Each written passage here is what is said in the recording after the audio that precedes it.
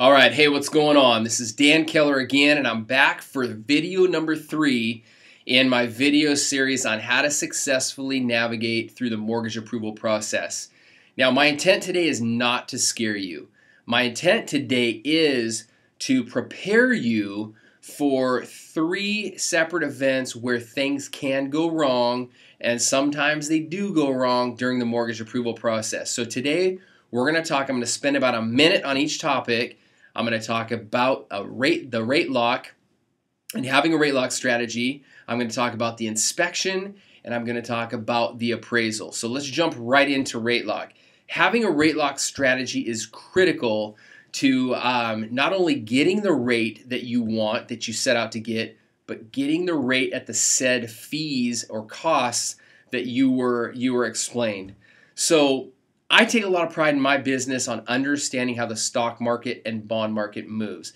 That's over the years how I've separated myself from online lenders and mortgage brokers by understanding where rates are heading, whether it's up or down, and preparing my clients in advance. I'm going to pass on that knowledge to you, and when we sit down and sign your mortgage loan disclosures, we're going to go over a rate lock strategy, whether it be 15 days, 30 days, 45 days, or 60.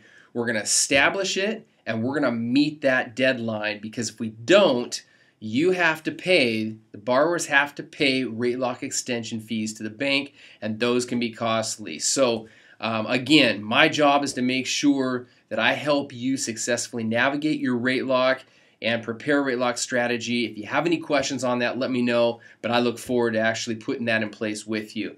Now, moving on to the home inspection.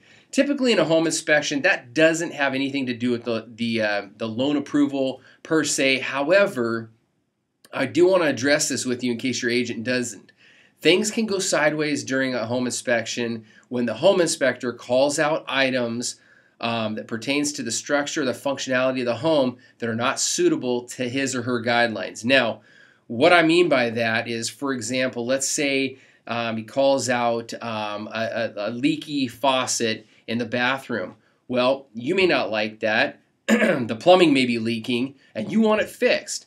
Well, the seller, you're going to go back and you can use that home inspection as a negotiating tool with the seller, unless, in most cases, when you're buying a home as a short sell or a bank-owned home, you're buying the home as is, and you may be stuck fixing that item on your own, okay? So just understand that, and contact or discuss this with your real estate agent, and they'll help navigate you through that event successfully, I'm sure. Now, moving on to the final topic, the appraisal. There's 2 things that can go wrong during an appraisal.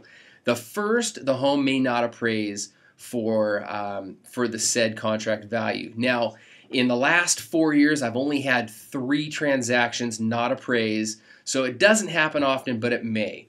In the event that the home appraises lower than the contract, you can go back to the seller and ask them to lower the price, or you can exit the agreement and take your earnest money and move on to another home, or you can bridge the gap with a deficiency. It's up to you. Depends on how much you like the home, and it also depends upon the seller.